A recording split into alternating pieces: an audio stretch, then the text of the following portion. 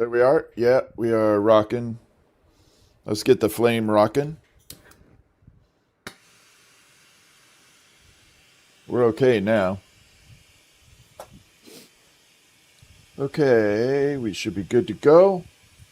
What's up, everybody? How y'all doing? Oh, man. I am trying to check the visual here. Sorry, we're going to move things around a little. Damn it, did that again. Okay, pop that out. Sorry, just doing some maintenance here. Okay. Checking some settings. All right, we should be good to go. What's up, Dragonfly? Melissa, North Carolina Prospectors. How are you? Melissa, what's up? Bayo, how are you doing? Thinking time, what's up? I got to pull this up. Sarah, how are you? Tammy, hello. Good morning, L to the B. Good morning, Purple Eagle. How are you? Everybody gets my radio voice this morning. Hello.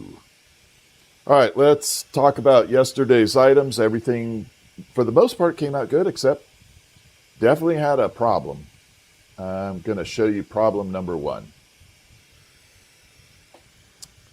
We had a wonderful peekaboo marble going, and guess what? It's all cracked. I don't know what's going on with this. This was a very cool process, but it is definitely damn near cracked. All right, let me bring it in there. So I don't know what's going on with that. I don't know if my kiln needs to be recalibrated or what, but that one's definitely a problem. I'm going to reheat this, and we're going to go in and fix it up. This is a flower from yesterday. I love this one. The jewel tone in the top is really pretty. So that came out good. We're going to trim that up. And we got this guy going here. Came out really pretty. So we're all good there. The one marble that we did first actually came out really good. It lived beautiful with that teal. Look at that beautiful teal going on. I don't know if I did put uranium in there. So that one's beautiful. But look at that teal in there. Bring it right up. I think that just came out spectacular. See those colors in there? Little sparkle. Yeah, that came out beautiful.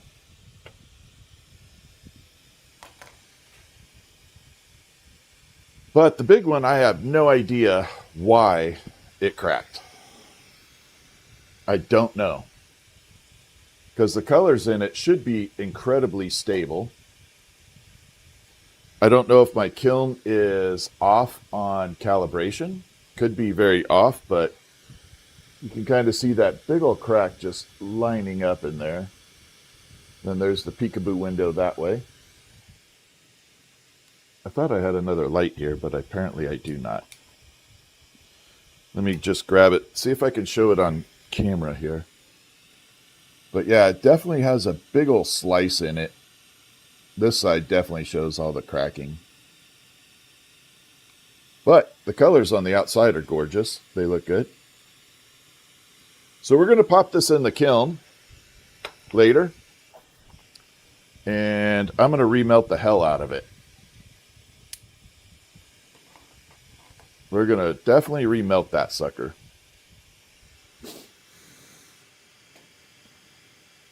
And see what happens.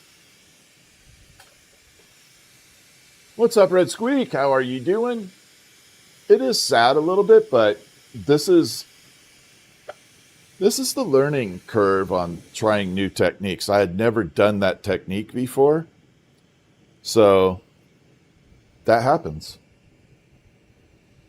That is just part of the game. I mean, ultimately that stuff happens. I mean, you can't get around it, and you can't be upset at it. You just kind of have to take it with a grain of salt and say, okay, what did I learn? And move on.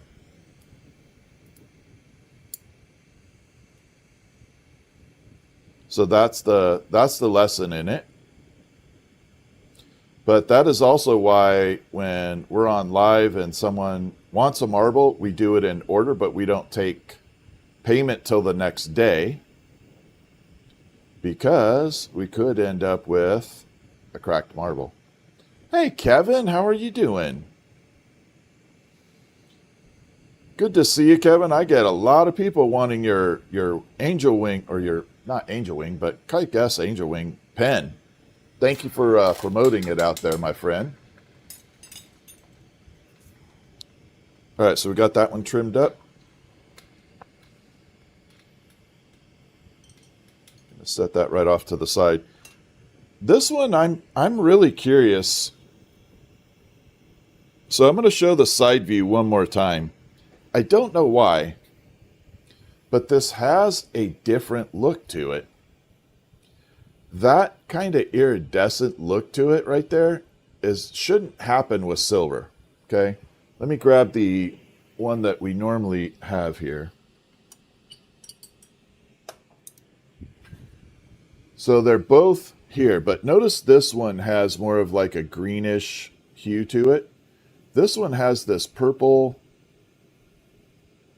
almost rainbow iridized look to it. This one has more of the green, the traditional style, but this one just turned out different. I don't know what the hell. I mean, they're both beautiful. I have no problem with it, but let me even put it on the flashlight here. See how that has a little more vibrance in it? There it is, looking good. Neither one is ugly, but just a totally different look to it in some respects.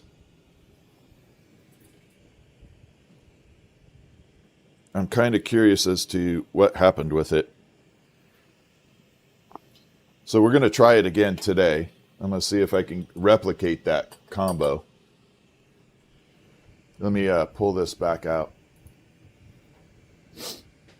Yeah, I'm definitely going to replicate that combination, because I do like it. So if you're a glassblower, one of the things that I learned a long time ago is to have tape measures on your bench for measuring things out. Now, if you're using a HardieBacker tabletop like I do, they're in 1-inch squares.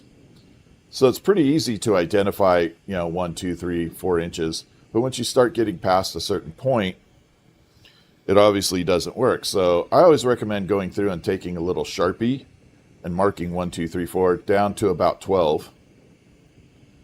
And just marking your bench a little bit. But I think it's handy to have everything. All right, let's trim this guy up. There we go. Get that started. Yeah, I don't know what the deal is with this guy, but it's beautiful. So again, if you are just joining, this is one of the marbles that lived last night, and then we got to get going. We got to get some work done. This is the teal. Okay, ready for it? Here comes the reveal. Pop. That's that teal I had that is very rare, no longer existed. Going to bring it right in. It's a beautiful color combo with the amber purple. I wonder how good this camera will get. There we go. Look at that. Came out good. Very oceanic.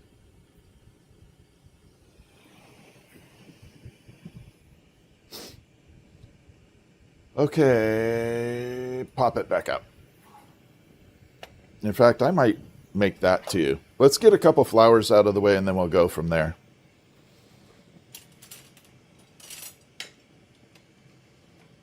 Let's do the blue right off. Maybe we'll tackle that guy right off the bat. Let's tackle that blue. Okay, got a little bit there. I don't know if I have enough blue here. Yeah, this is like a 5-pound bundle. So for everybody always asking about the glass, so that's a 5-pound bundle right there of cobalt. And that's what it looks like. So we're going to pop out some glass rods here. A little bit there. Now what I'm doing is I'm culling through the sizes that I actually need. So I go through and I just kind of look, because they do vary a tiny bit.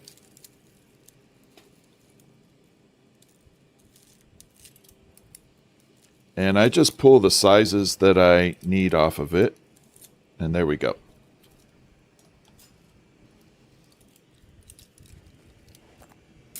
Hey, Heather, how are you? Yeah, no bongs, no dongs, sorry. So let's give our shout outs to everybody. Grove's Glass Gallery, Dragonfly Creation. They are lamp workers like me. So if you are interested in this type of work, follow Grove's Glass Gallery and Dragonfly Creation. And make sure you follow them before they get super famous, because they are on the road to being famous.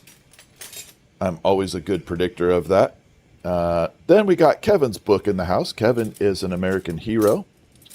And he, especially with all the stuff about Epstein out there right now, Kevin investigated crimes against children and did that for 20 plus years and just basically wrote a book about it. And it's a good book to read. I highly recommend it, especially for parents of young children, so that you can see telltale signs of things that are scary. It's a hard read, but it's worth it. We're going to try and get Kevin on the New York Times bestseller list. I'm going to keep pushing that until he reaches there, because I think it's super important. Then we got Red Squeak in the house. Red Squeak is doing some awesome work with photography. And give her a follow, because she's awesome. Especially if you like cool photos. All right, let's go. So we're going to start off. Yeah, the one closest to the screen, that one's cracked, Kevin. I've had two major cracks in marbles. I don't know if my kiln calibration's off. It might very well be that the calibration on my kiln is off. I'm going to test it later and see how it's doing. I do have a separate meter for it. But yeah, it definitely cracked. They're both uranium. And the only thing I can think of is that the temperature's off by a little. Yeah, it's definitely cracked. It's a beautiful marble. I can definitely replicate that to a certain point and make it look really good, but that one's definitely kind of not happy. Not happy about it. It's a beautiful marble, though. All right, let's get started. We're going to be making we're going to try that blue again with the kind of iridized color. That rainbow version. We got to get some orders out of the way. There's my taco. I always make this as my first little leaf or petal, and that is the taco. It definitely lends to a better outlook when you get done looking at the whole rose or flower. It has a much better look when you have that fold in there as opposed to a twist. And I'll explain as we're going through, because I can do that, what the difference is. So a lot of people take, when they start their flowers, they make a hard center core, solid. And what ends up happening is you got to kind of compress it a little bit, and you take these little needle nose pliers and you give it a twist. The problem is when you do that and you have a solid core and you start adding your first petals, you don't get complete fusion on that solid core.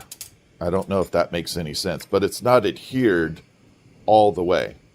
Versus the taco petal in the beginning, it allows you to fuse it in every point and not create a crack. And that's why I do it that way. I used to do it. Let me put these two petals on here. And I'll show you the difference of what I'm talking about briefly for 1 second here, because I think it's important into the structure of why I do things a certain way. And again, this is going to be stuff that we're going to have on Patreon or school, probably Patreon. And I'll cover stuff like this, little tidbits that people don't even get. You know, that you spend years researching to figure out, and then, you know, you have someone that can come in and just explain it in 5 minutes and not have to take years of figuring out why something's breaking. Better to learn from experience and have someone help you. So let me show you the two processes I'm talking about here. We're going to bring it out. So that is the taco pendant in there, or the taco petal in there. You can see it kind of has that little fold right there.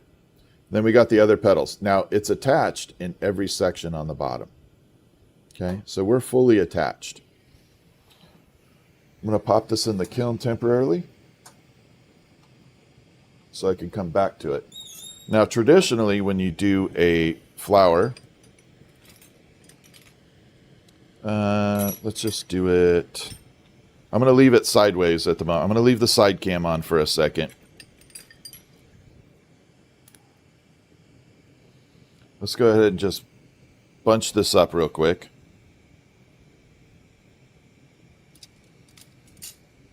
So traditionally, you take this and you just kind of create this bobble to start a flower. Can you guys see that okay, or is it too bright? There we go. A little bit that way. Bring it down. So initially, when you make a flower, a lot of people have traditionally started with it this way, okay? You got kind of like a little bubble up here to start with. And then you take your needle nose pliers or whatever pliers you may have, and you pinch the top and then twist like that. So then you have a twisted top up there like that. It does make a kind of cool little rose look to it. Let me see if I can get the light on it. You can kind of see that little bit of a twist to it. The problem is when you start to do the petals on here, you don't get a full lock on the entire piece all the way around. And that's where the cracks happen. It's because you're not fully fused. And if you get a crack starting from the middle or from the very beginning, it is just going to escalate all the way down. What's up, Jojo? Diana, how are you?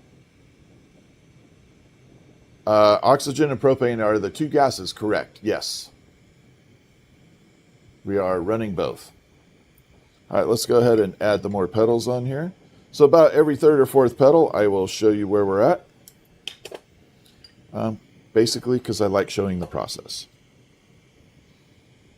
I think having people able to watch and participate in the process is kind of cool.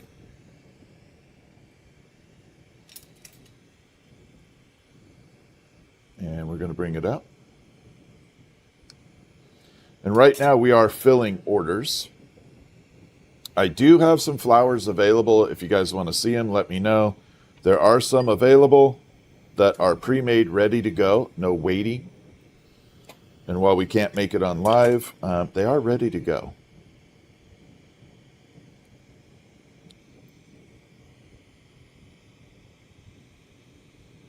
Bring this out this way.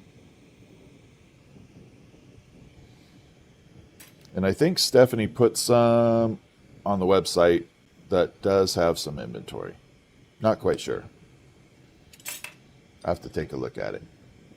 Enjoying the weather? There you go. This is 32 years. Thursday's going very good, Uncle Scooby. How are you doing?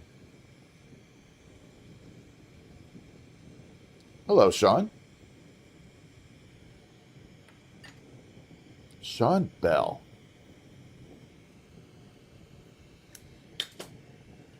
I knew a Sean Bell that I played WoW with back in the day. But there are a lot of Sean Bells out there. All right, here we go.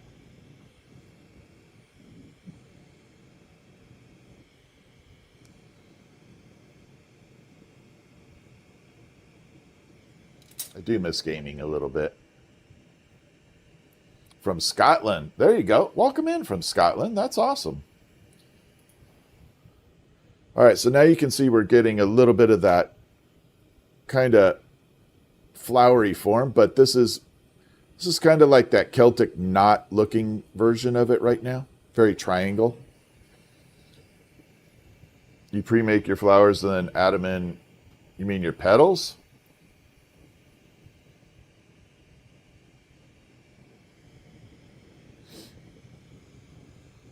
All right. Yeah, I don't like that. I think you get tons more cracks. I mean, everybody has a different technique, but I think you get a ton more cracks doing it that way. For me, that's what traditionally happens. Because it takes forever to try and heat that petal up correctly and keep the core of the petal heated all the way through. This way I can kind of heat it and bend it appropriately.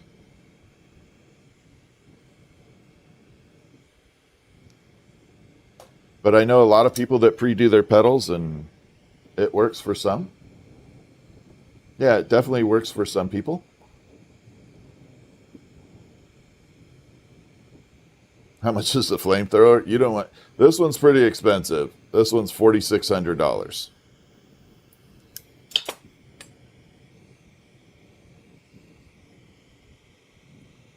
There we go.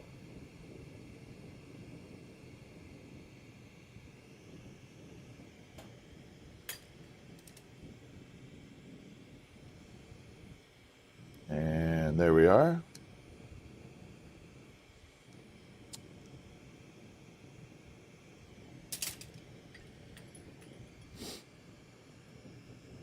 Now, technically, I do have a really cool item. I have a leaf press and petal press and a lot of stuff adhered to a kick drum foot pedal.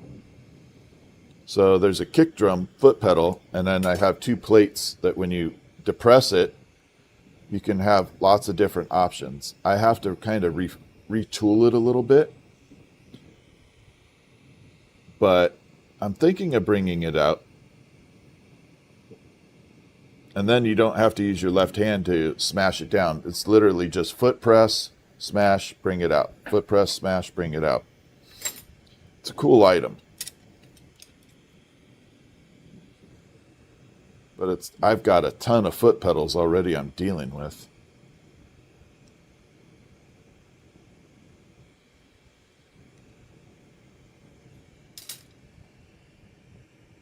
All right, let's... Oh, man, I left it on side view. I'm so sorry. Damn it. Mama KD, the insane marble is cracked. That's why we wait till the next day. I'll show it to you. Let me pop this in the kiln real quick. So the teal one came out beautiful, but the one that was the insane is cracked. So let me leave it here. So this one came out beautiful. This is the first one we did. I love the teal. Has lots of color running through it. Just this kind of chaotic, beautiful piece. Lots of amber purple running through. I wish the camera picked it up as well as you could see. But yeah, this one has a big monster crack running through it all the way down. I don't know if my kiln is off kilter, but it definitely sliced all the way down. But it did look really cool. Had that really neat look to it. So I don't know what's... I'm going to pop it back into the oven later. We're going to pop it back in. And I'm just going to compress the hell out of it.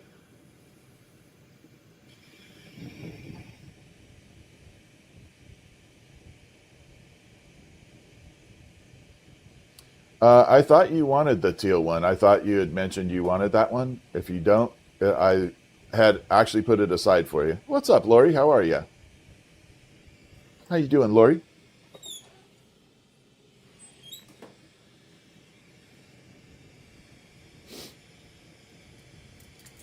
But yeah, the bigger one, I wish it had lived, but it didn't. And that's part of the world with glass. I mean, stuff cracks.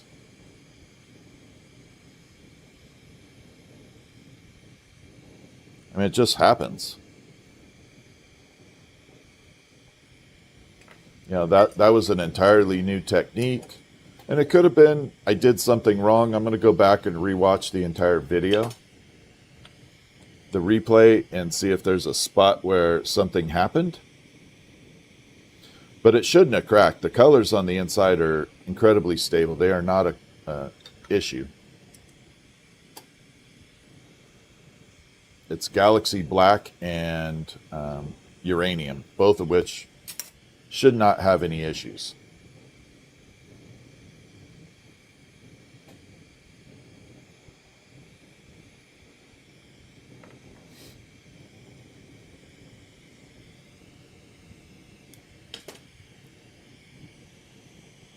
But, you know, it happens.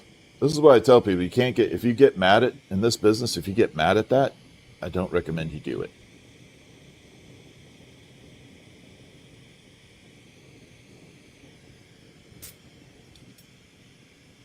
But yeah, so that's why we always emphasize we don't want to charge anything until the next day when the items come out of the kiln. And that's why we have you email ahead of time, because sometimes we open it up and it's cracked.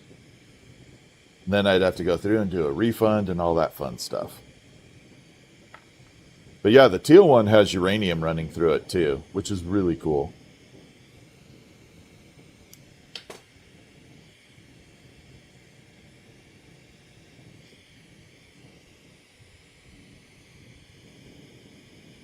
All right, let's get this on. Then we're going to move over to the larger blue cobalt and start doing the larger petals. And once we get this flower completed with all the petals, we're going to add pure silver to it, meaning we're going to vaporize silver to where it becomes like a gas. No, I don't do any gazing balls for the garden. I don't do anything that large on that.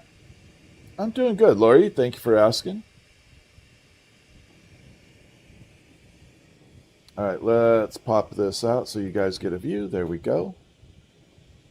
See, we're getting it a little bit bigger. Now we're going to jump up in the size of the petals. So the outside petals are going to get much, much larger.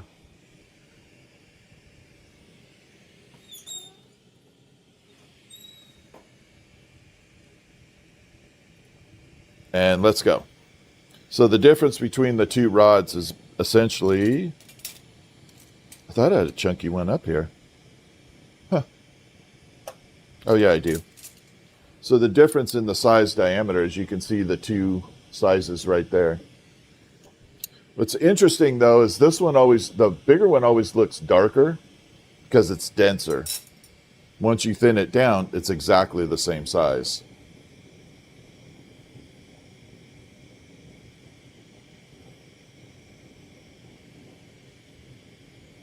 And that works out okay.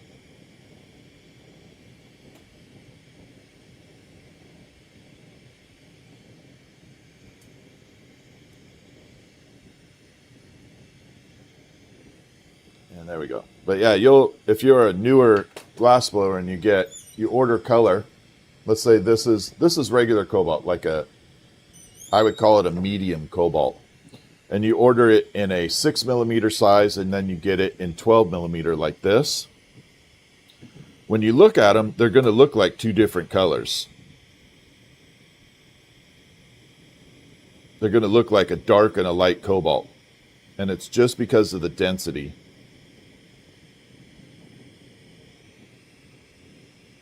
And now we pop it out, and it looks the same.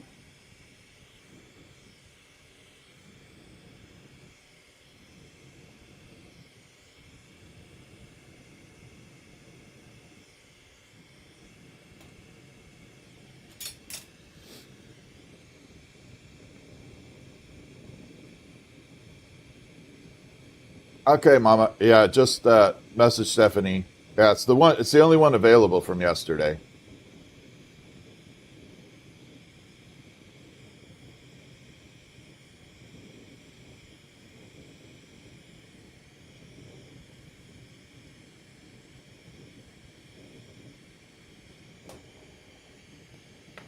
And here we go.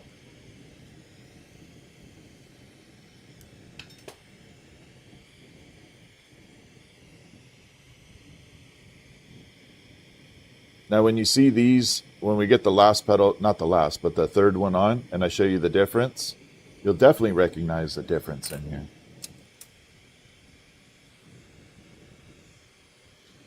My rule of thumb is, like on these particular flowers, my initial size that I work with is between 6 and 8 millimeters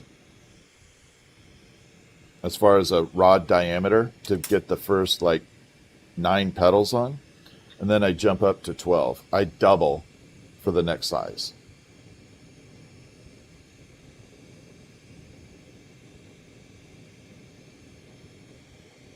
General rule of thumb. No, I have not linked the base lights yet. Give me a little bit to get that done. I went to look on Amazon, and where I got them from, the company is no longer there, but they have like the same version. I just have to find out which one is like reputable. Yeah, where I had purchased it, that company is no longer in business, but it's like anything. The lights are mass produced and they're sold by a million different vendors, but I just want to make sure they're exactly the same one.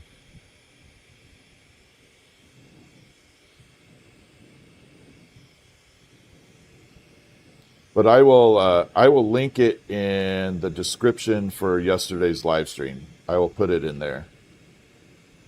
Sound good? Yeah, I'll put it in yesterday's live stream. I'll put a link in there on the bottom under description.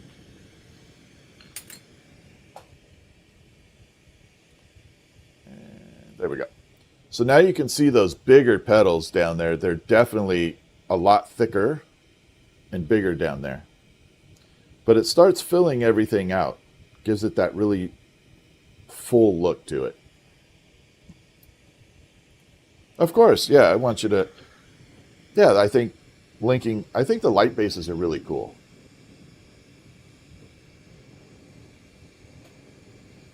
I just don't sell them. Yeah, I'm not going to sit there and buy something and then resell it when you could just go on like Amazon and buy it.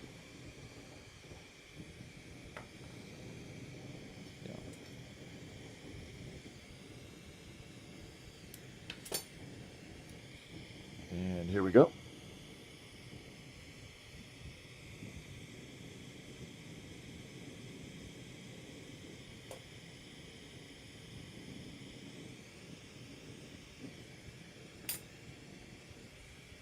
It's like there's a really cool glass jellyfish I'm going to post from Amazon. It's a solid paperweight. Solid paperweight jellyfish. And to be honest, it's pretty damn nice. But it's only like 25 bucks.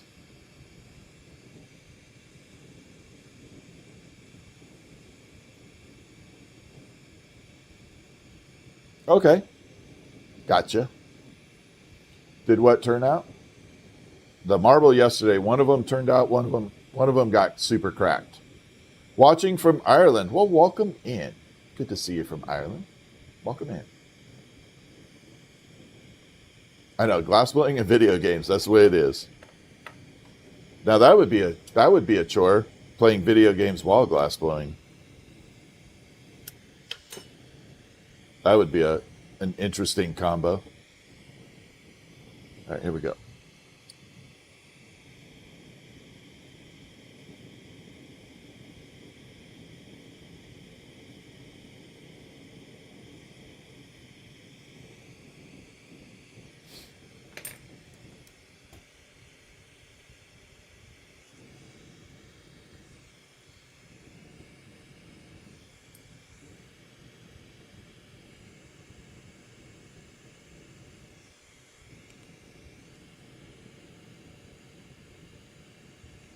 All right, one more petal.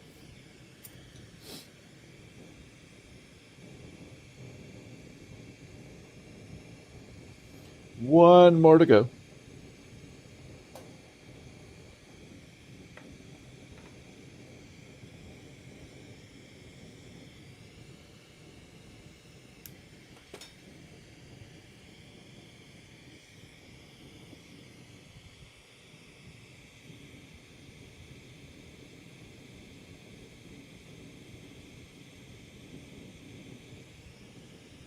All right, we're going to see if we can achieve that kind of iridized look with the silver. I'm wondering if there was a tiny bit of gold on that silver that created that kind of rainbow look to it.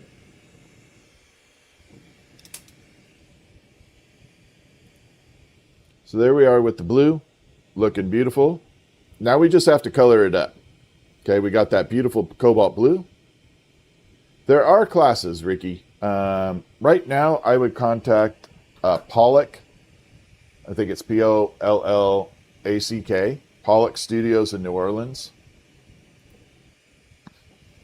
That's someplace I would highly recommend if they're offering classes at the moment.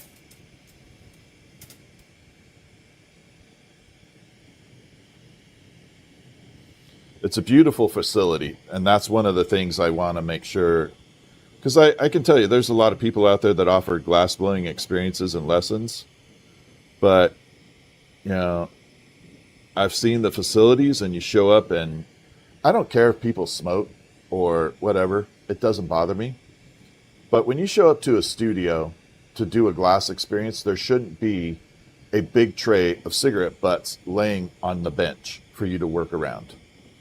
I think that's just unprofessional and gross.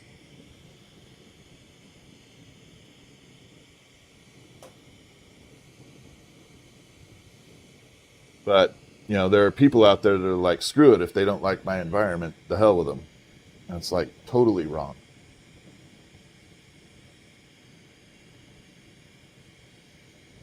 Okay, let's get this done here.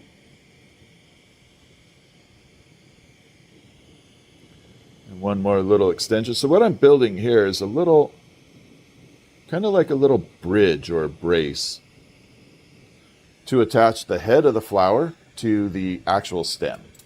This helps solidify it a little bit and lock it in there.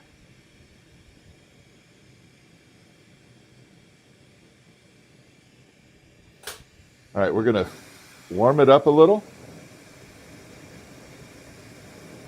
So that if you've lasted this long, now's the good time to hang out for just a little bit. Give me 2 minutes here, and you're going to see an awesome process. So we're going to color this flower by using pure silver. We're going to leave it on the side view. We just warmed it up. Okay, right now we got a little bit of just blue going on, right? We got a little silver nugget on the end of this rod here. It's right at the tip, actually, right in there. There's a little silver nugget right there. See it kind of at the top? We're going to use that silver to color the flower now. The silver is going to become lighter than the flame or the gas, and it's going to transfer via the flame. Ooh, that went really heavy. Ooh, too much maybe. Might have went too far. All right, so we just transferred silver on there. I'm going to have to meld this in there now. I went pretty heavy on it. We're going to blend it in and see if we can kind of get that to mellow out a little bit.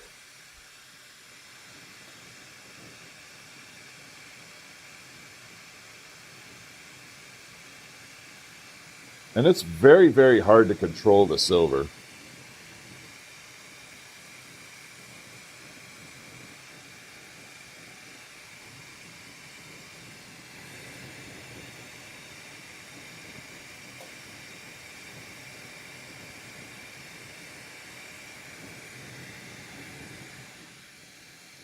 All right, let's see how we're looking. Oh, we're getting better. Yeah, it's getting those jewel tones back. Okay, let's see how it looks. Yeah, it doesn't quite have that same look. Still has that yellow-green look to it, unlike the other one. All right, next step is we're going to use borax laundry soap, which is in this container right here. And yes, it is actual borax laundry soap. It kind of enhances the colors of glass.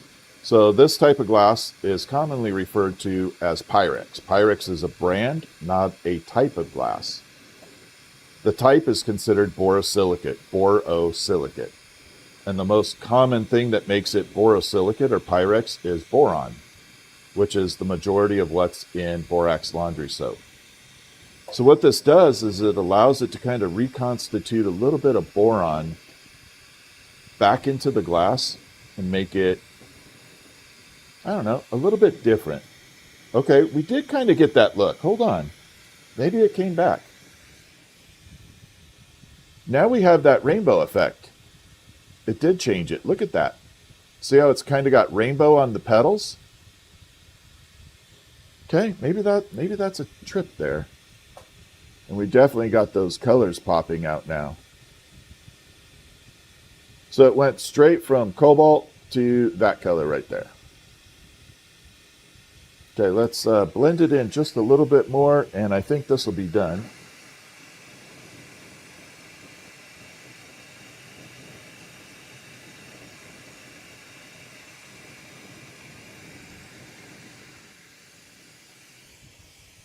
And there we are. Yeah, it definitely has that rainbow look. Look at that. Okay, that's the way I like it. I like it like this. I think it looks freaking sexy that way. That's beautiful too. But for me, I like that darker color. I would display it like that all day long.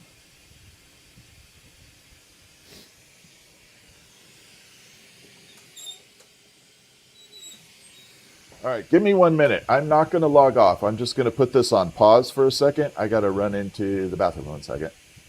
I'm just going to pause. Be right back. And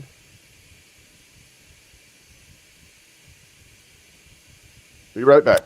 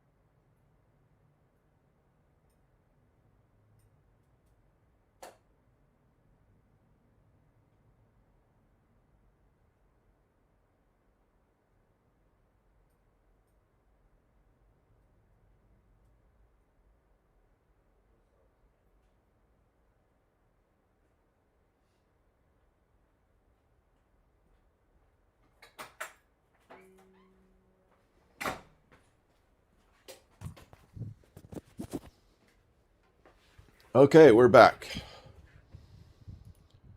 There we go. Sorry about that. Let's come back up and pop it back in and break. All right, welcome back. Sorry about that. Just needed a minute.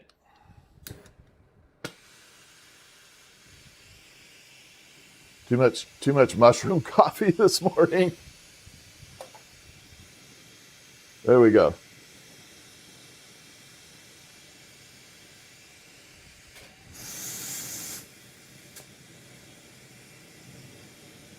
All right, welcome back. Thank you for hanging with me.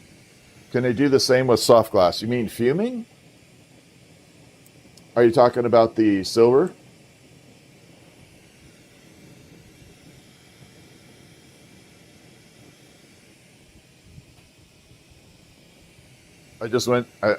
Now I'm going to add to the problem.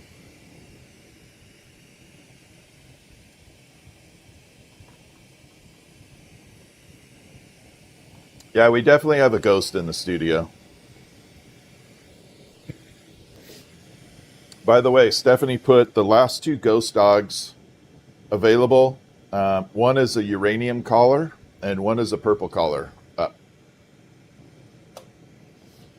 Let's rock. I'm going to try the blue one more time. We're going to do one more blue flower. We'll see how that works. I'm going to see if I can replicate it one last time, and we should be good.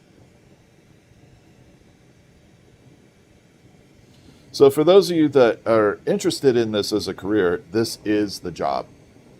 Yeah, soft glass, you should be able to do fuming. How it interacts with the soft glass, I don't know as far as how will it change the color. I don't know on that. I do have bullseye glass here, 90 COE, and I have 104 COE here too. Maybe I'll try and experiment with it and see how that works. Let me find the right size here. There we go. But yeah, you should be able to fume without... The fuming, you should never be able to melt the whole thing. Working on a 217-piece project, that's a lot. Yeah, that's definitely a lot of pieces. That's a big project.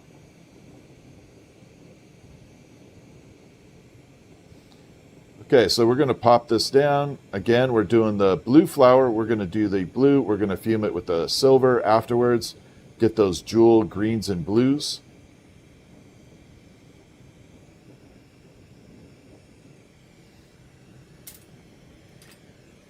Going to pop that right there, get it out of the way.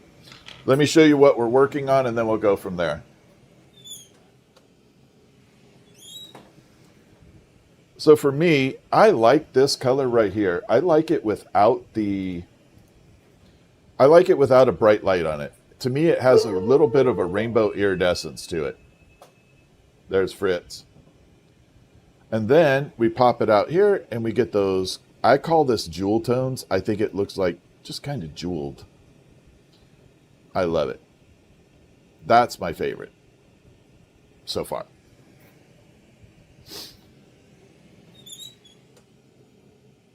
So that is achieved through cobalt and pure silver. Let's go ahead and zoom in a little bit, maybe. Let's pop it right there. All right, we're going to zoom in just a little tighter for the flower on this one. And here we go. What's up, Chris? How are you doing? Good to see you in here.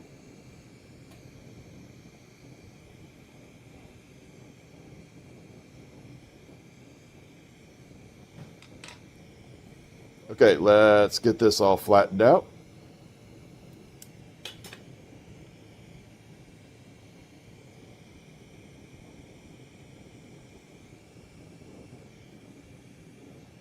And again, this is my taco petal.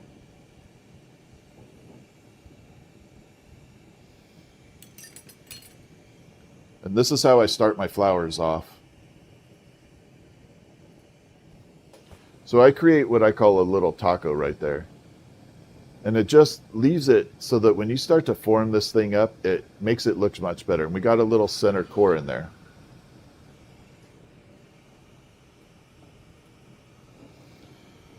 And I was explaining earlier why I do it this way. A lot of people make it solid and then they crimp it and twist it around. And I think that adds a lot of extra stress to the glass.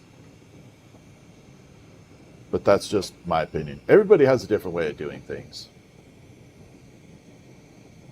I know. Yeah, that was Fritz.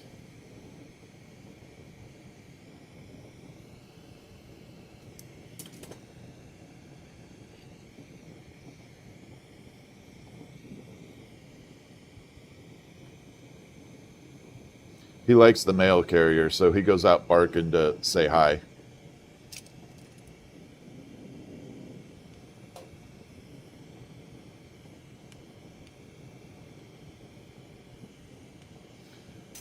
Okay, let's get this all set up here. Thank you, Hope. Yeah, so one of the things that we're going to be incorporating again, I don't know if it's Patreon or school. We're going to do I don't know how to explain it, but we're going to do it where there are some glass blowing techniques that'll be on there. And then I want to kind of cover a course of, not course, but advice and courses about how to kind of run your business. And it doesn't matter if you're in glass art, pottery, woodworking, it doesn't matter what you do in the artistic world, but things that I've learned over the years that have kind of gotten me screwed over, if you will. You know, what things to avoid, what situations to avoid, how to tell if someone's, doesn't have good intentions business-wise with you. And run a couple courses on that as well and continuously update it.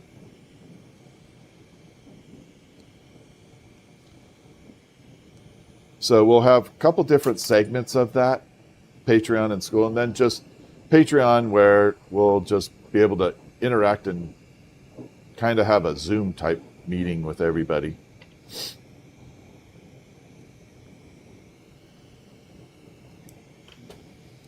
But yeah, so a couple different separate courses. I'm just going to get 6 petals on here and then show it to y'all.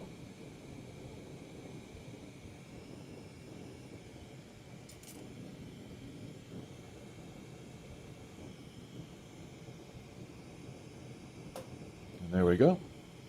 It's like I don't do any festivals or vendor. I don't go to any festivals anymore. In fact, the one that I was going to do, the one that I do every year it's a 2-day event, I am not doing it this year.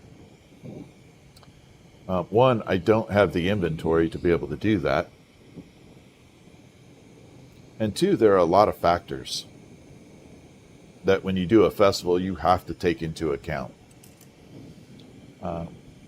Number one, if you're doing a festival outside of your city, like you're going someplace else, you have to consider lodging into your budget, have to consider food into your budget, the time to travel into your budget, the time lost not actually working, and then you got bags and promotional products, swag, that you have to consider as well. And how does that translate into a profit?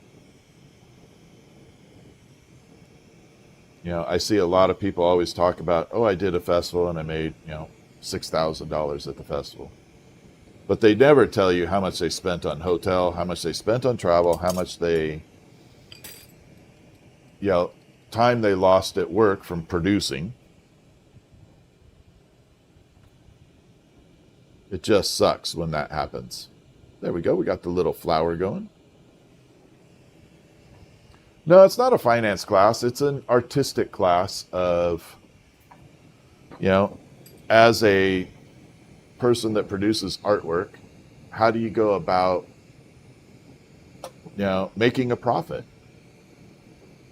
Yeah, airfare. Well, airfare is dependent on, so like me, I could never travel with my stuff airfare-wise. Too much product, too heavy. Remember, glass is literally like rock. It weighs a ton.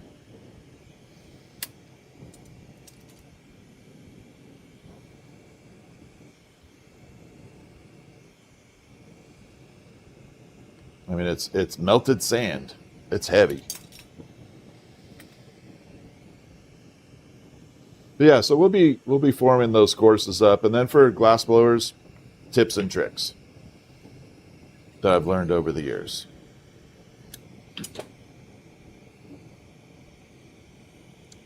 Let's see. There we go.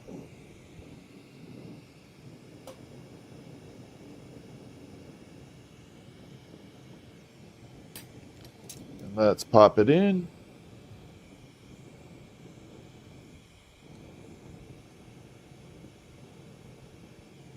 One more, and we're...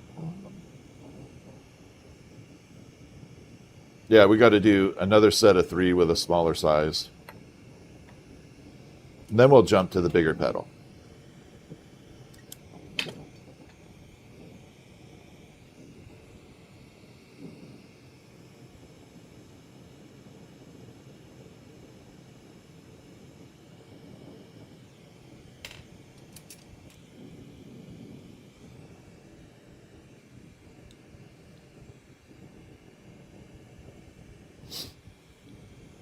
I think we're good.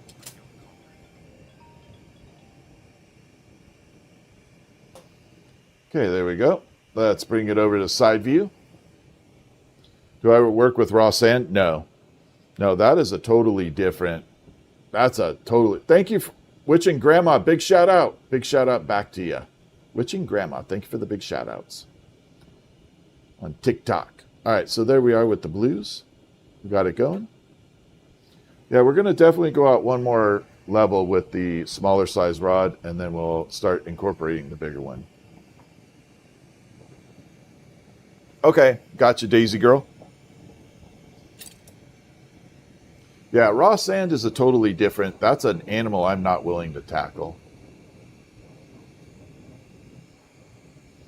That making raw glass is literally a science.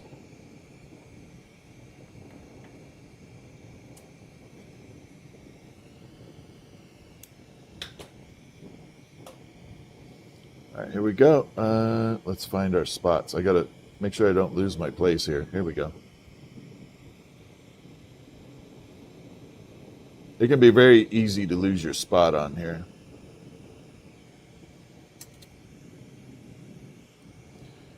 There is a specific pattern to this that I follow. And it's not hard to get lost.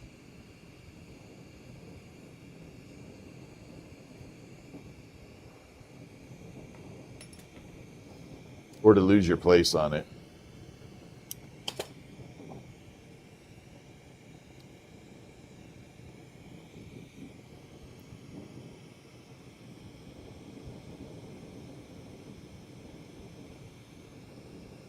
And there we go.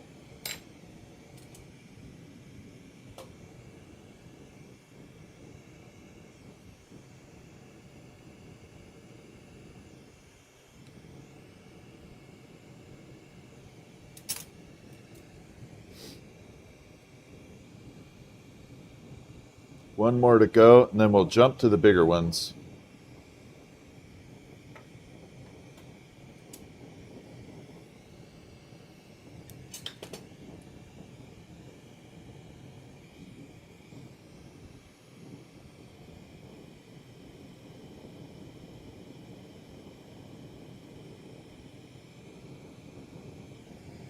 There we go.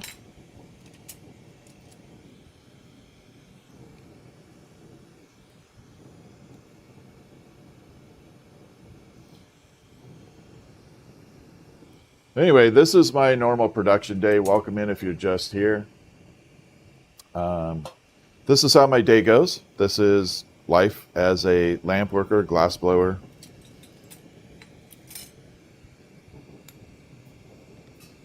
It's a lot of repetitive stuff. You have to get in and learn to make a few items that you can do really well and just rock and roll from there. And here we go. We're going to smush it like that. What are you seeing versus what are we seeing? Oh, I can show you that. Yeah, let me grab the filter here in a second.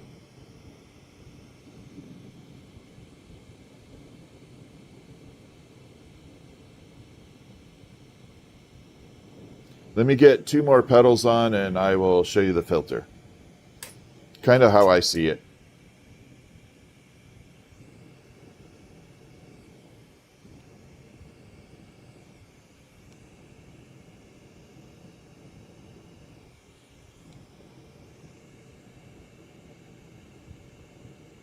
Okay, we're good. 2 more to go.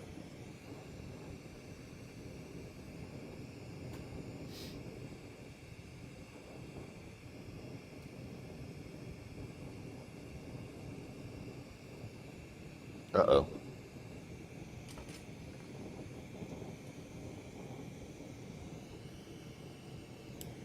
We're going to smush it down. Bring it back out.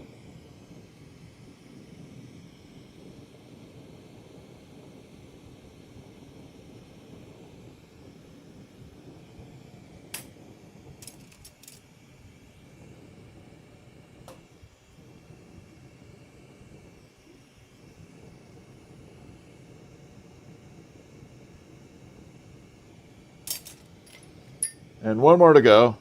We'll be adding another 3 petals, but I'm saying 1 more before we put the filter on.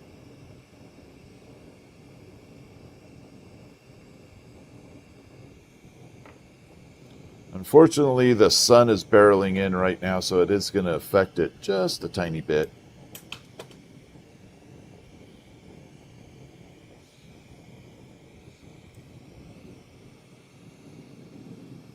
So we pop it in, smush, and pull.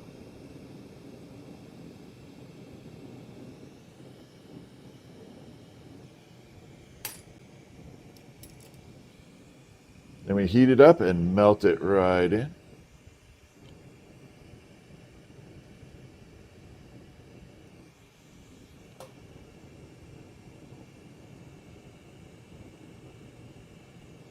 All right. Let's see if we can pop it in a little bit closer here so you can see the filter. There we go. So this is the filter right here. It's called Dididium. I'm just going to actually bring it down a little. And it filters out certain light spectrums. So you can see all the yellow right there. Now watch. Unfortunately, the sun's coming in, so it definitely changes everything. So all the yellow, gone. Like that.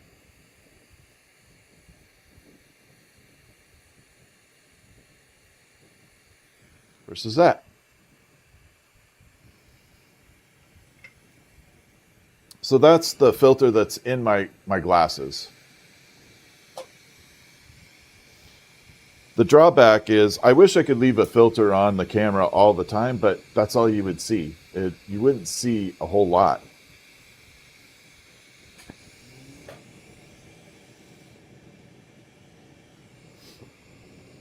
You'd miss out on a lot more. Now, I think I got it set up. I've got like 6 cameras in here. I think I got it set up where I can have 1 filter on and I should be able to bounce through a switcher and switch the cameras. So you can see that filter every once in a while. Or do a split window when I do a horizontal stream.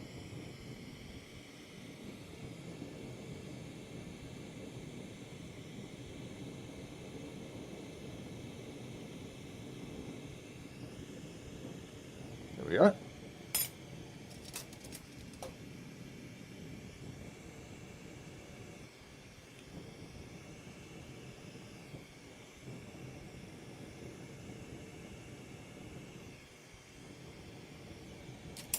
Two more to go. This one will be done. After we get done with this, we're going to be adding silver on here. And that's going to change the entire coloring process. So the silver is literally just silver. It's pure silver, 0.9999 pure. And we vaporize it in the flame. Basically, the silver becomes lighter. The nanoparticles become lighter than the gas itself, the flame. And so the flame acts like a conduit and carries it over to the item. In the industry, it's called fuming, but technically it's just kind of like silver plating.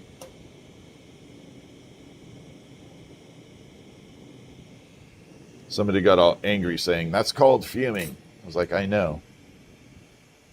But everybody else in the audience doesn't know that.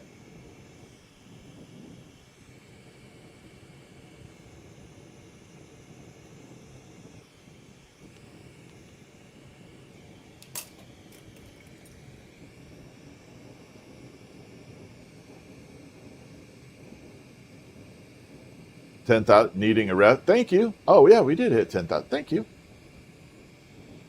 Thank you for tapping the screen. Big dragon perched on a petal. Yeah, that'd be a little fragile. I try and design my stuff to be super strong.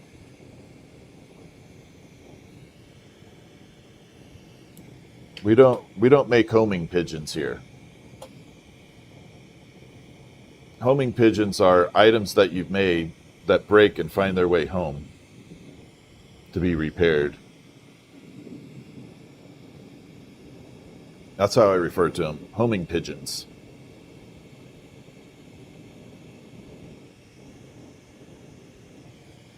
We don't want any homing pigeons. We want people happy.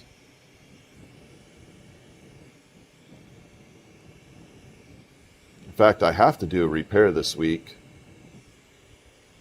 Someone broke their memorial, their wife's memorial, not theirs. And so he's in the doghouse.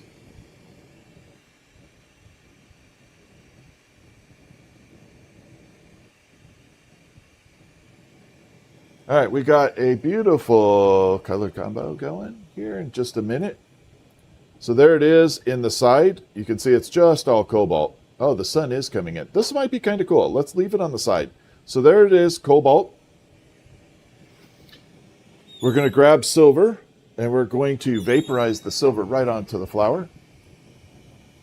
Let's bring it out. There's the little silver nugget facing right at the top. See that little silver nugget right there? Right there. Say hi.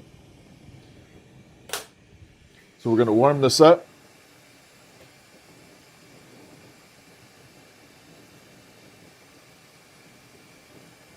And it's a very fast process. It's going to vaporize. So the silver is going to get lighter than the flame, and it's just going to fly through the air and transfer all the way to the flower.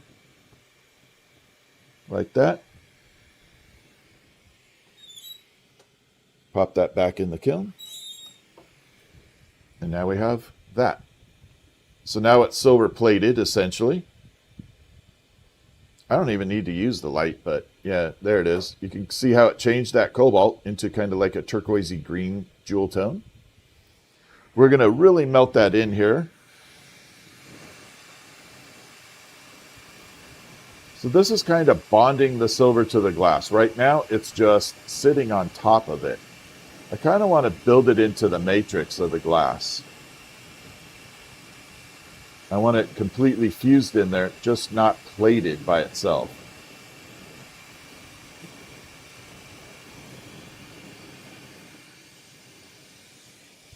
Then when we bring it back out, it changes the color again. Now we got those colors going. Now we're going to change it one more time by using borax laundry soap. It is a borax base or boron based material. So that's what's in this bowl right here. And we're going to use that to vaporize it. And here we go. It's going to change the color yet again. Hopefully we get more of those jewel tones out of it. Oh, my borax rod cracked. Probably going to have to toss this guy.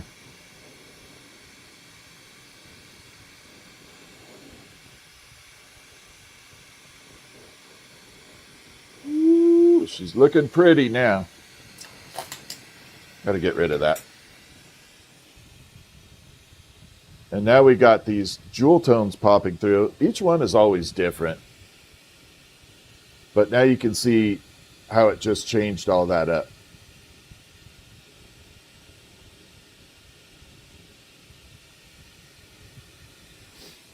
Let's go ahead and meld that in a little bit more. I am rocking the Glass Torch Technologies Kabuki.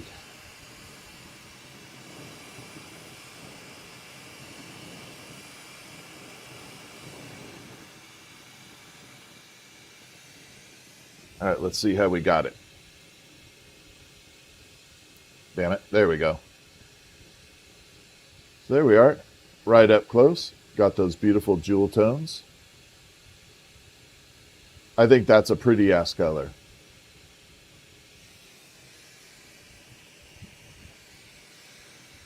Okay, I do have to, I forgot to put a little extension on here. I forgot to change it a little. Let's pop it back out, damn it. There we go. I forgot to add the extension for the locking the flower head to the stem.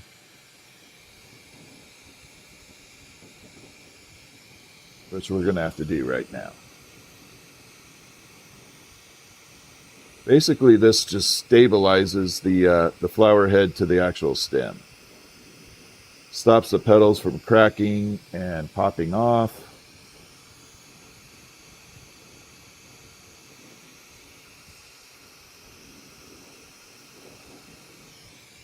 Makes it look like little flowers, leaves coming down.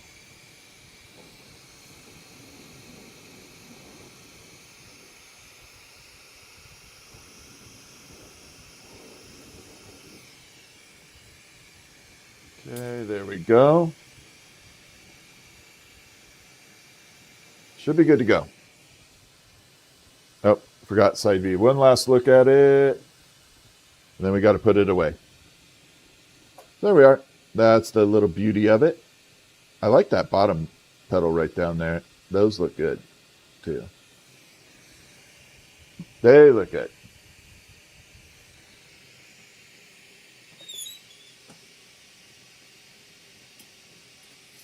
Let's go ahead and make room in the kiln. There we are. So the next segment we're going to do is gold on there. Let's see what orders we have in front of us. Sorry, this is my order book.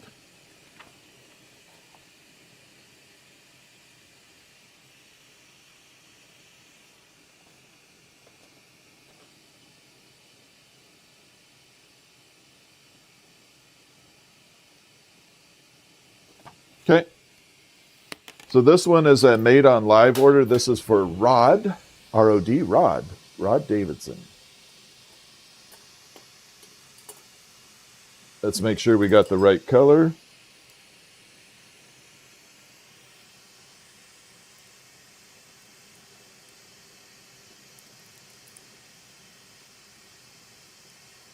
Okay, that's B. So we need to do D.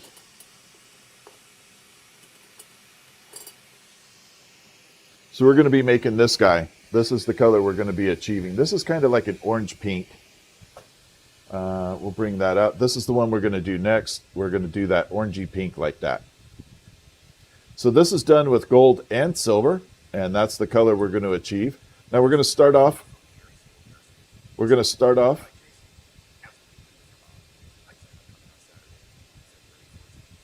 Okay.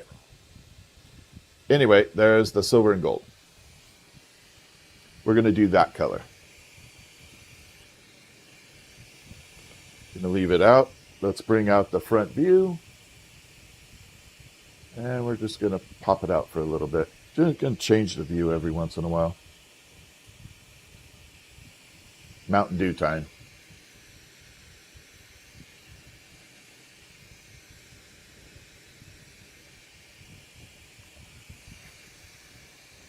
Let's get it.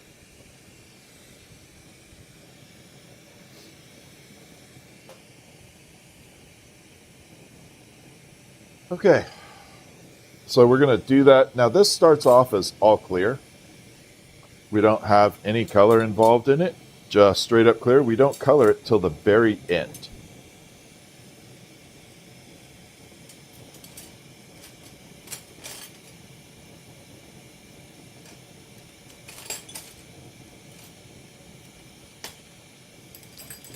All right, just going to have to cut a fresh one.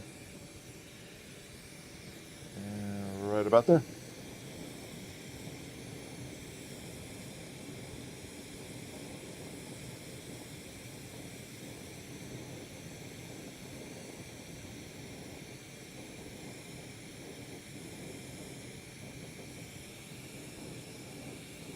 All right, so this is, again, we're going to start off with all clear, and we're going to just kind of make all the petals the same way, and then afterwards we're going to use a little bit of silver and then gold. that kind of gives it this orange look.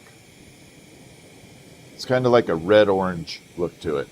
If we were to use straight up gold, we would end up with either pink or cranberry, depending on how I applied the color.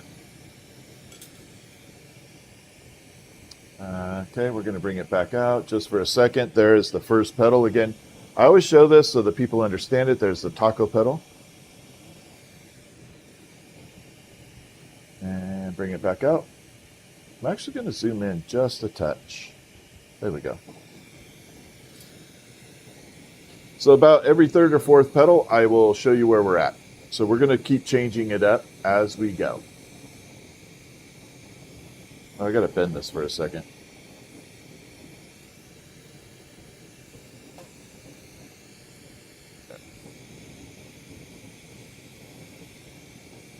Anyway, how's everybody doing today? Today's Thursday, right? Is today Thursday?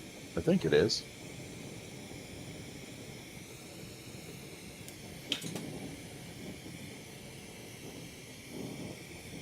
I forget what days. I lose my days.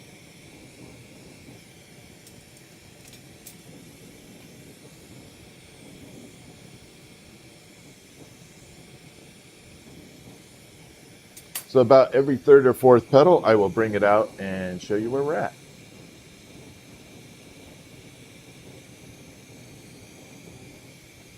Again, I like to be interactive with everybody. I like showing you where we're at, showing you what we're doing.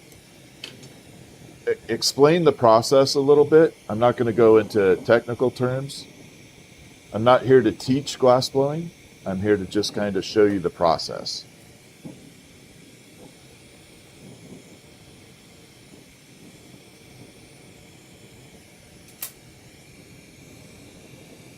Hey, Janae, how are you doing? Hope, thank you very much, by the way. Red Squeak. I hope everything goes well, Red Squeak. Nettie, thank you for the bronze medal. I like including people. This is my social interactive time. So this job by itself is very isolating. I don't want to use the word lonely, but it is. Okay. And when I'm out here working, there's nobody around. Literally nobody except Fritz. Fritz is good company though. But socially, it can be a little depressing if you don't get to interact with people. So this is my time to be able to interact with people. And it's really nice to be able to do that. And I don't feel like I'm isolated out here.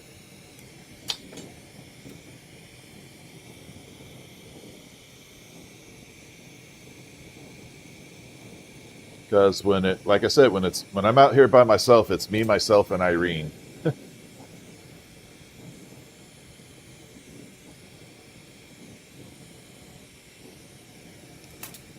That's one of the hardest things to get over, especially before live streaming, was to do this job and not get, I don't want to say bored, but things to do. I would definitely listen to a lot of audiobooks back in the day.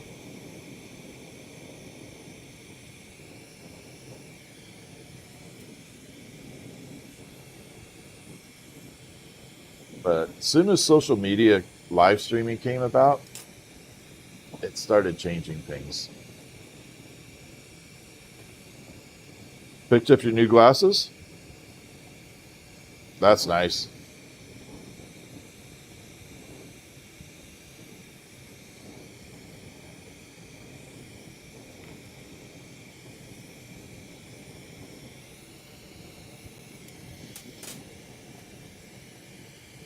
And bring it out here.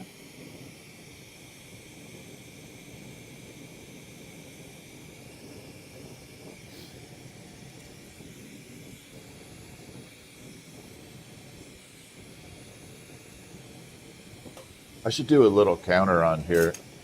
When I start working how many flowers we get done, I should just start a little counter.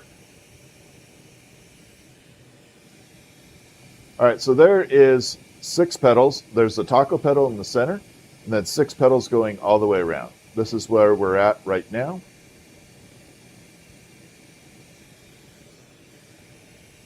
And we're going to pop it back up.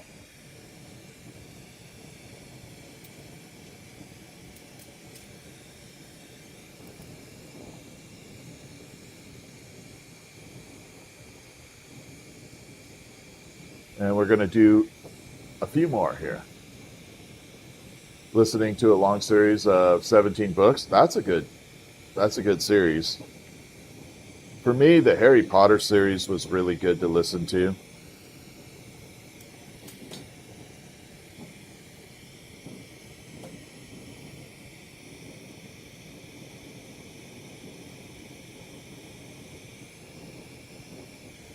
Bring it out here.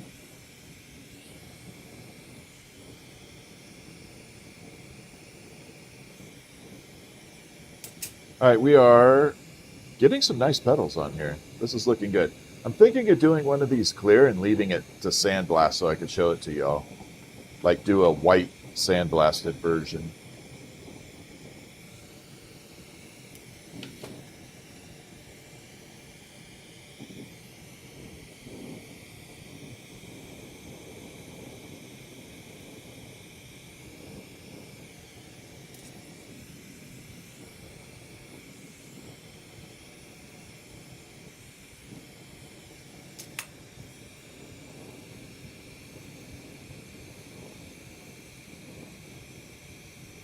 Oh, thank you.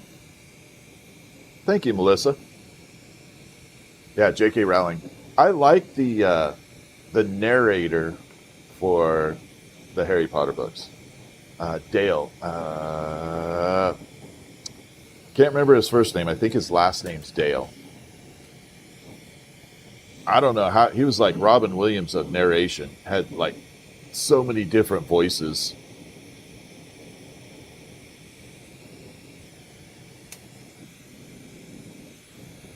I think it's Jim Dale.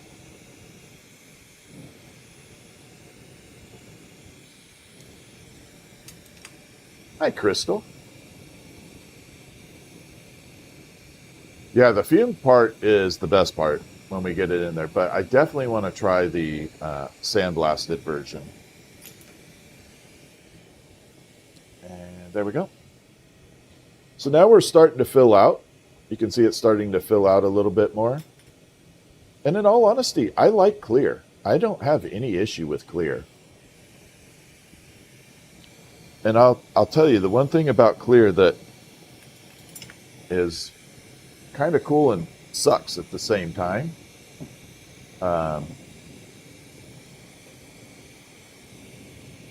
It's hard to hide any flaws with clear. So if you do something out of clear and it looks good, it takes a little skill. Because everything shows up when it's in clear.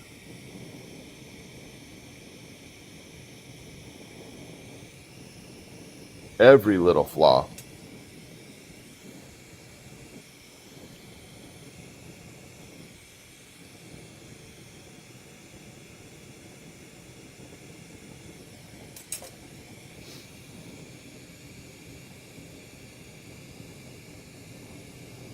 Okay, we're going to do 2 more on here. Then we're going to increase the size a little bit.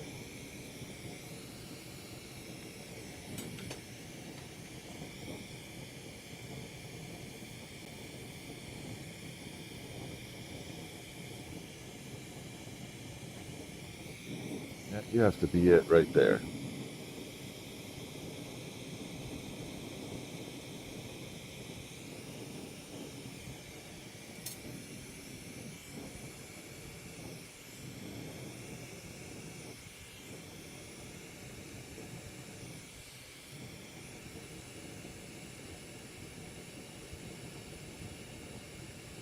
Okay.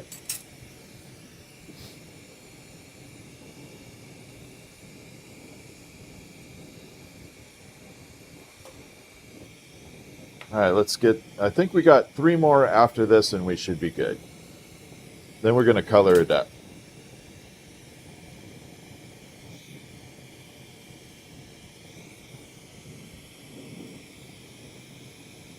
No, we definitely have one more after this. No, we're okay. We're good. 3 to go.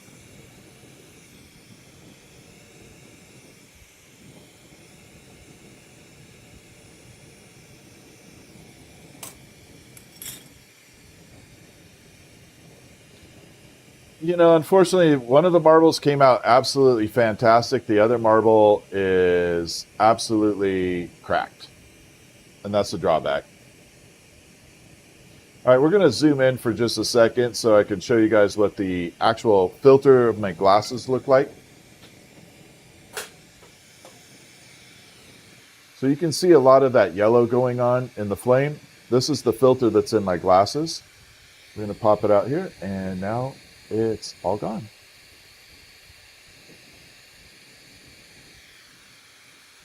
So that's how I can see what's going on in my world here. Like that.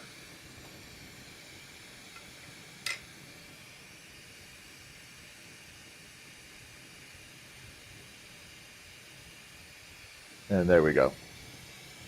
All right, let's get the last 3 petals on here. We need to make them a lot bigger.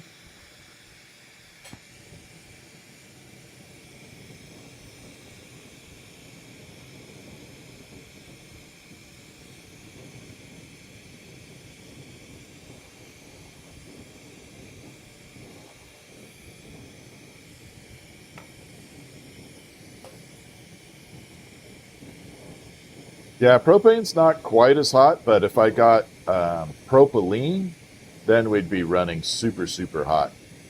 So propylene is a propane and chemylene gas mixture that if you use it in conjunction with oxygen, it gets really hot.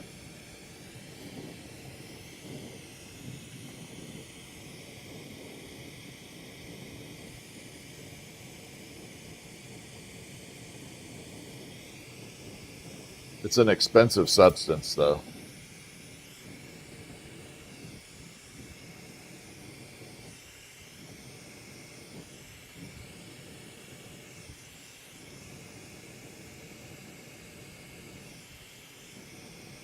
All right, 2 more to go. Just 2 to go. Then we're going to color it all up. Yeah, marble's all cracked up, unfortunately.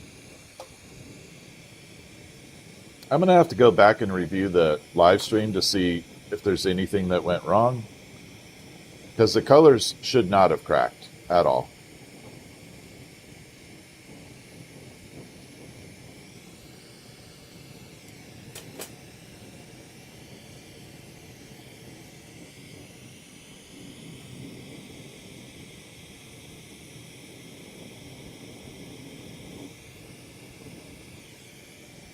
Okay.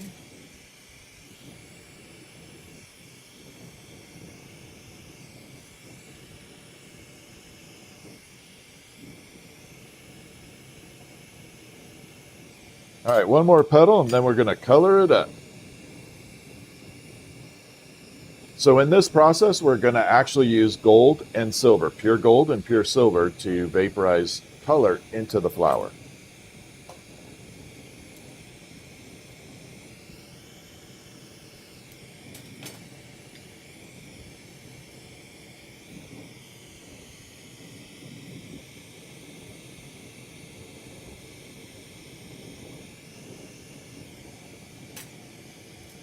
And here we go.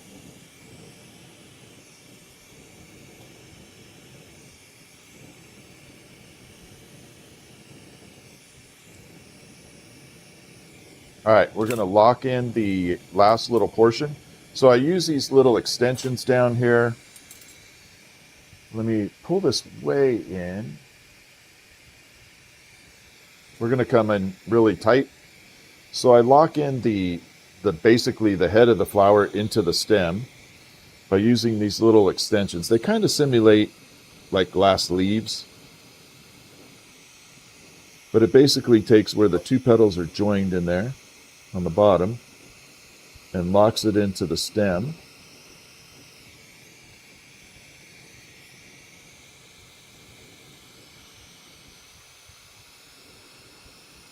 It's getting wobble. Okay. And that's what I'm talking about. Give it a second, let it cool off for a second, and then we'll do the last one. I don't know if you saw the head of the flower was moving there.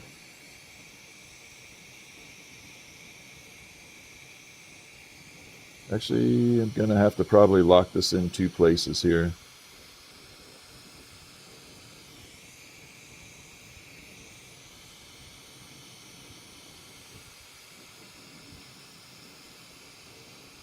There we are. All right, so that just kind of locks it in place, builds a little structure to it, keeps it nice and stable. We're going to warm this flower up. Oh, the big one cracked with the window, the portal. The one with all the teal did not crack.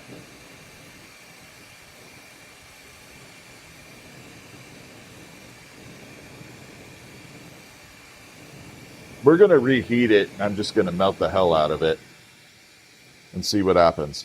Okay, so we got the silver here, or we got the clear. We're going to go to the side cam at the moment. This is going to show you a little bit better view. So as we start to color it, you can kind of see the changes in real time. So there it is in clear. We're going to grab the silver and do a very light coating on here.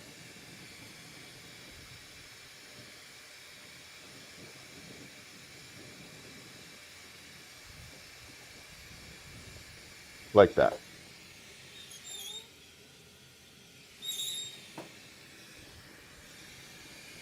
So now you can see it kind of got this little yellow look to it. Okay, very faint, light yellow. All the way around. Now we're going to take gold. A little gold nugget on here. I think there's a little left. Anyway, there's some gold somewhere on here. I'll find it as... There it is, that little nugget right there. See it? Say hi. We're going to vaporize the gold in there, and it's going to completely change the coloring. And here we go. There you are, my happy little nugget. And it's a very quick process.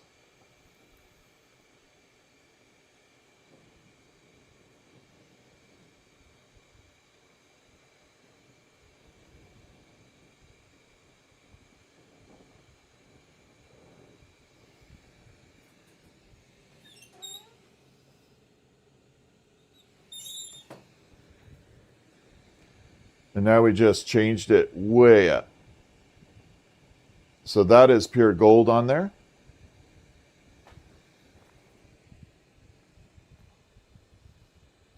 Like that. We're going to use the light. You can see all the colors bouncing through.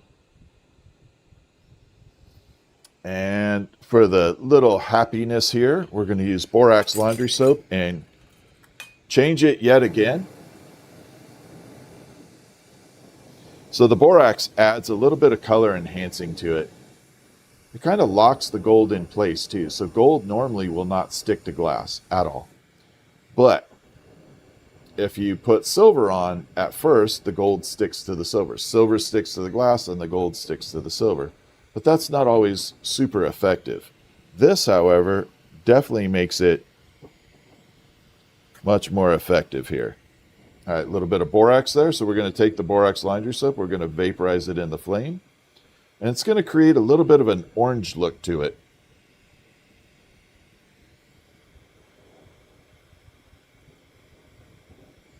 There we are.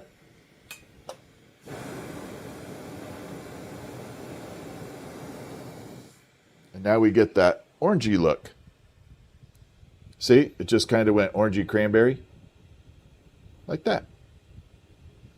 So that is just a matter of adding borax laundry soap vaporized into the glass onto the flower. Now we have that beautiful look to it.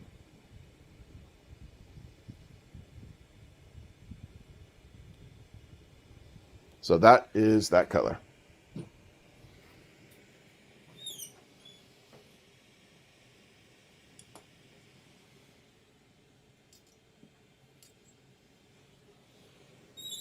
And then it just goes into the kiln and sits there, and there it does its tempering and all that stuff.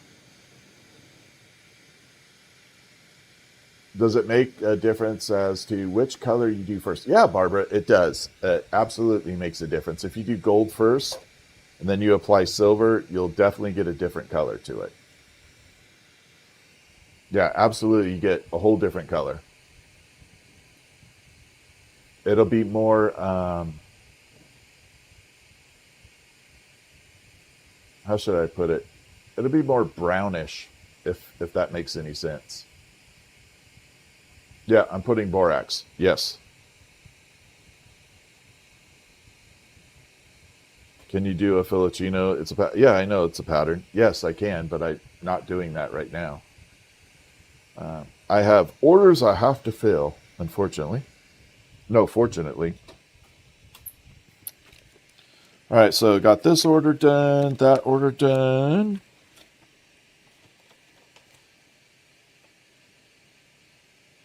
And I got a few more orders I got to get done here. Let me line these up. Oh, we got to make a cool hummingbird too. We got to make a cobalt body with pink wings hummingbird. And that's the way it works really well. Okay, so no, enjoy your channel then. Yeah, no problem.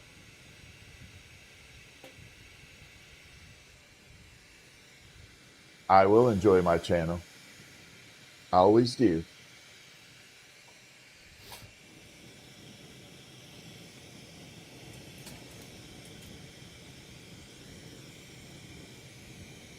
All right, let's separate this here. I think I'm going to do clear right now. Yeah, so I don't know why so many people get upset that I don't do tobacco products. It's like, seriously? Is that all you're interested in? Now, there are so many different ways of doing this glass work. You know, so much more to it than that. And it's not like anybody's lacking in finding any choices out there. It's not like you can't find a million pieces available on the open market. All right, here we go. We're going to add in the taco petal. Yeah, I don't make any tobacco products, okay? Just FYI, I don't have a problem with the industry, okay? I'm going to make that very clear. No problem with the industry. It's just not mine. You know, I don't have an issue with the industry. But people get all butthurt because I don't make products for it. I don't understand that, but that's okay. I swear, you'll never please everybody. And that if you try to please everybody, you're going to have a problem.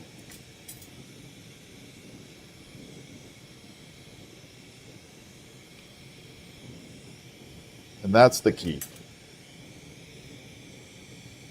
If you make half the people happy, you're doing a good job. Making 50% ratio is a good job. All right, let's continue on our non-tobacco related products.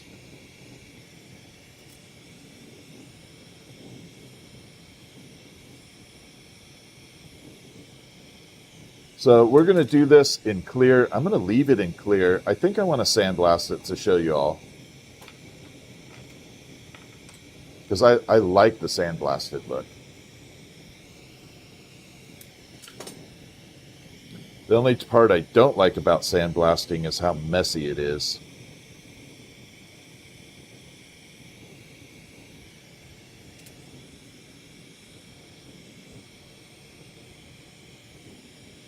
Because it definitely gets messy. Hey, Robert, thank you for that.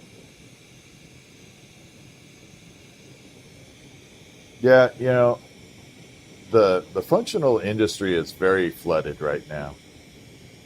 It's starting to thin out a little, but it's definitely flooded.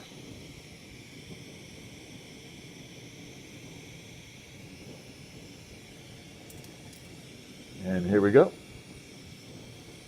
At petal 6, I will show you the progress. We'll bring it out in 2 more petals. I'll show you where we're at.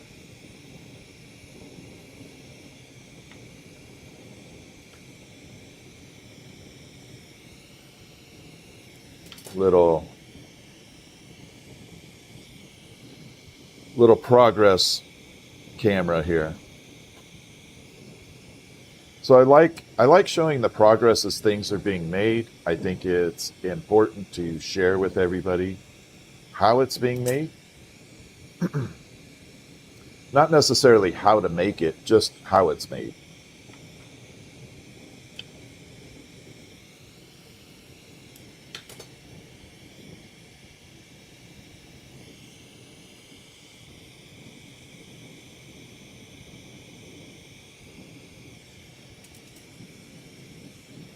And there we go.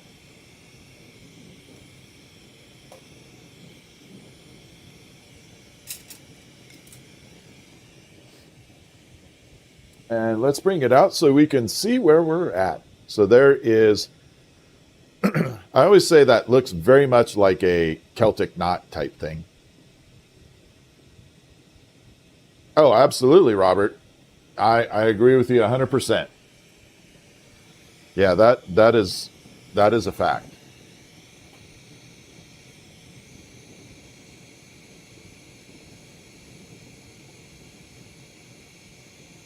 All right, who's got the birthday? Dun, dun, dun, dun, dun, dun. I'm trying to see who has birthday. Oh, it's your birthday. You turned 11. Well, happy birthday, young man or young lady. Don't know. I can't tell. Happy 11th birthday. And wishing you many, many, many more to go.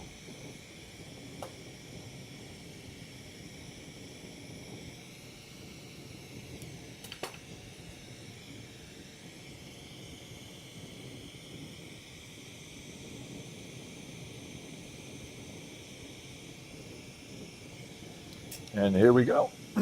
Sorry.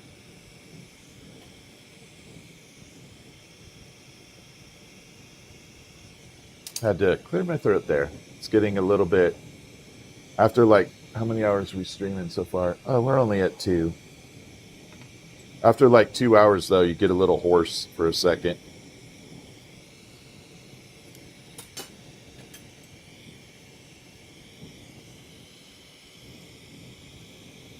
And here we go.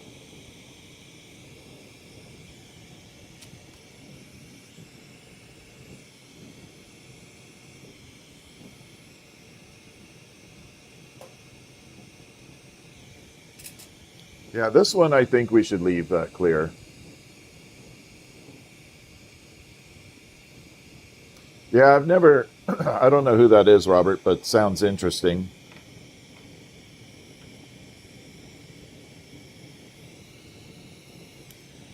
I never wanted to pop onto Twitch. I mean, Twitch is cool, but I love YouTube for the purpose that I get to archive all the live streams. And TikTok was kind of where I started live streaming. So TikTok was my live streaming beginning. Which was, sorry, I'm so sorry for clearing my throat. I'm definitely going to have to take a break after this. TikTok's where I started streaming. And it kind of gave me a little bit of a background of like equipment, how to set things up, microphones. But I really enjoy YouTube a lot.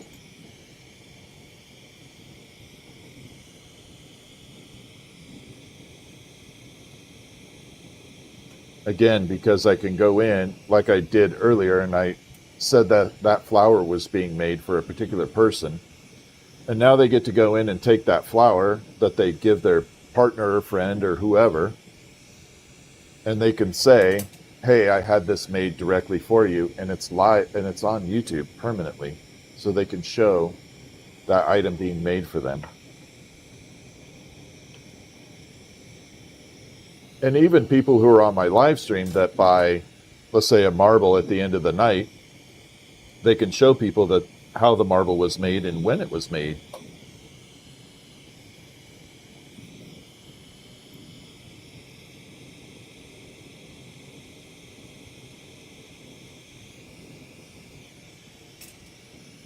And that to me is kind of cool.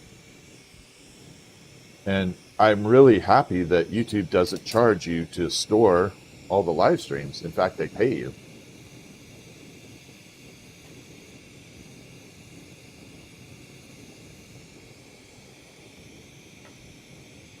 So like on YouTube, I'm now fully monetized. So as we start going through all the replays, everything, I mean, it doesn't pay a lot, but it helps.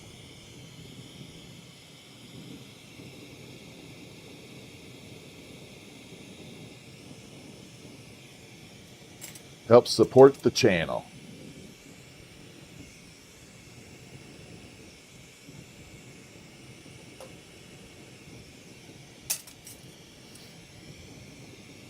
All right, we're going to add one more petal. One or two. One more petal. I'm going to show you where we're at. Then we're going to do 3 more big ones, and this flower is going to be done. I am going to leave it in clear because I definitely want to frost it.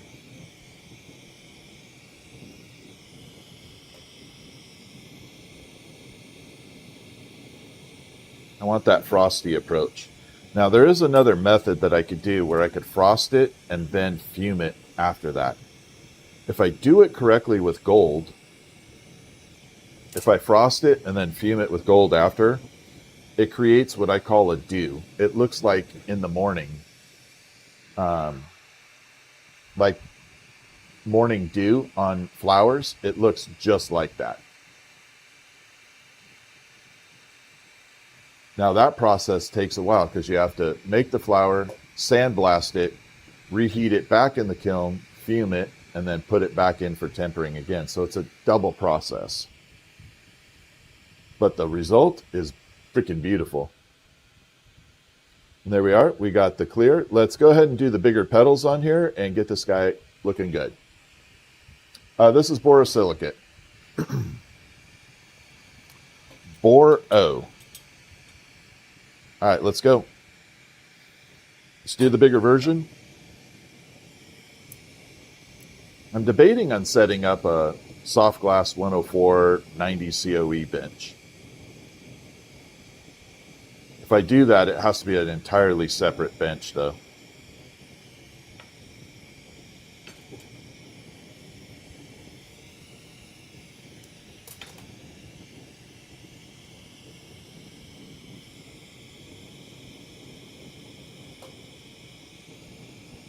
But I'm thinking of working, my mom got really good at 90 COE bullseye. And she did some really amazing stuff with 90 COE.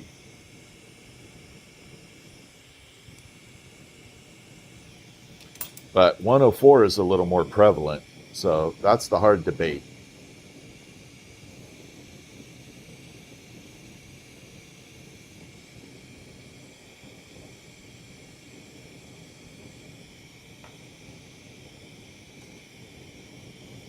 But I've got enough material and the equipment. I probably, between what my mother had and what I have, probably have, 600 pounds of soft glass.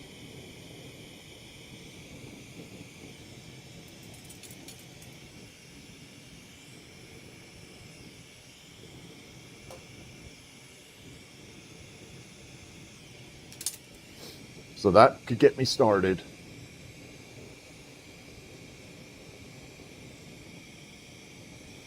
All right, well, I'm probably going to have to do 3 more after this. It's looking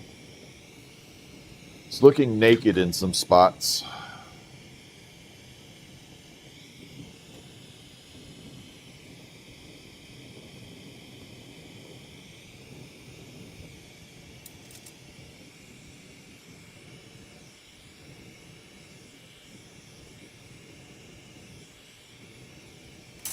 Yeah, we're probably going to have to do 3 more. It's looking a little naked.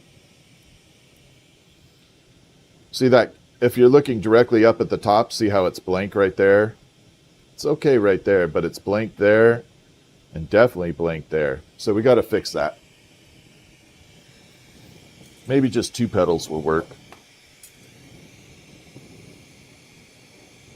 But I like the symmetry of stuff. I like seeing things that have symmetry to them. KCH, thank you very much. How you doing, my friend? Thank you for the jewels.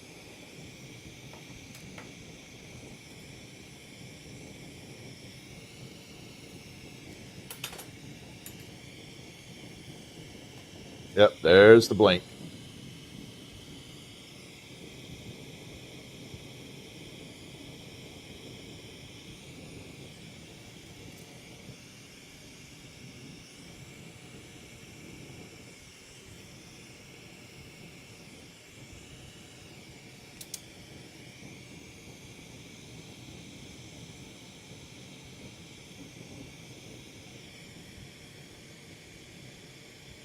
All right, 1 spot, 1 to go. Technically, I don't think it needs it, but it won't hurt. I don't think it needs it, technically, but it won't hurt to have it there.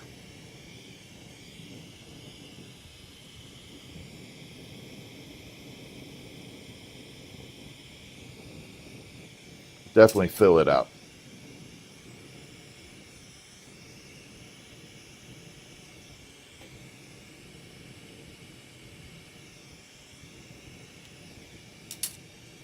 Okay, let's do the little extensions on here, and then we'll put this one in the kiln clear. We'll frost it, sandblast it, and see how the hell it looks.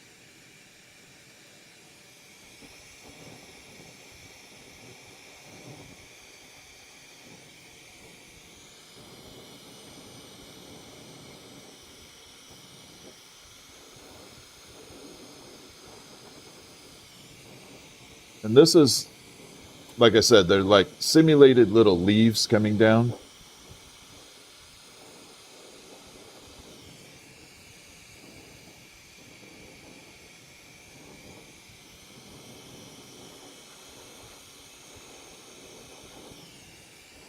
There we go. I get a lot of people always asking me, how come I don't put leaves on the stems all the way down? Like leaves coming off here. Couple reasons. One, if you go to put that in a vase with leaves halfway, like 3/4 of the way down here, what's the first thing it's going to hit? The vase is going to hit the leaves, and they're going to break, and they're going to pop off. Bad idea. You can put them up close, but to me, it throws the flower off.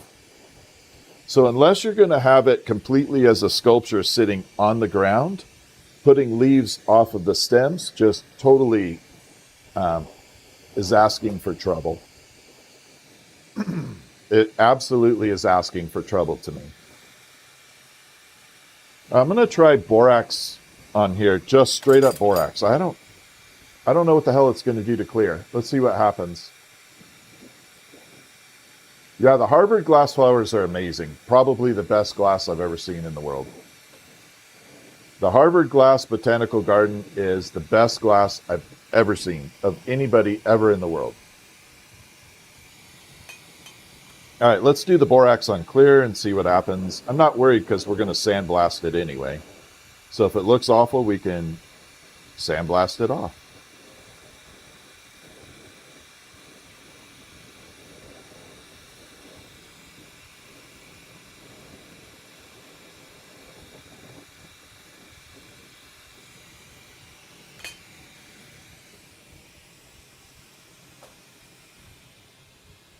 I really can't tell a difference of any borax on there. So yeah, there is the clear. We're going to go ahead and sandblast it.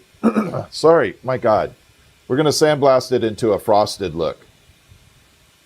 You can look, my hand is like roasted right now. I'm well done. Yeah, fingers are well done at the moment. That's just part of the job.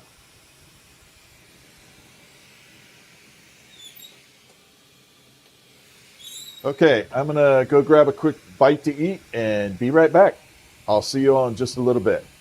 I'm going to just grab a quick bite. And yeah. So thank you for hanging with me for a little while. I'll be right back, and we'll see you all in just a little bit.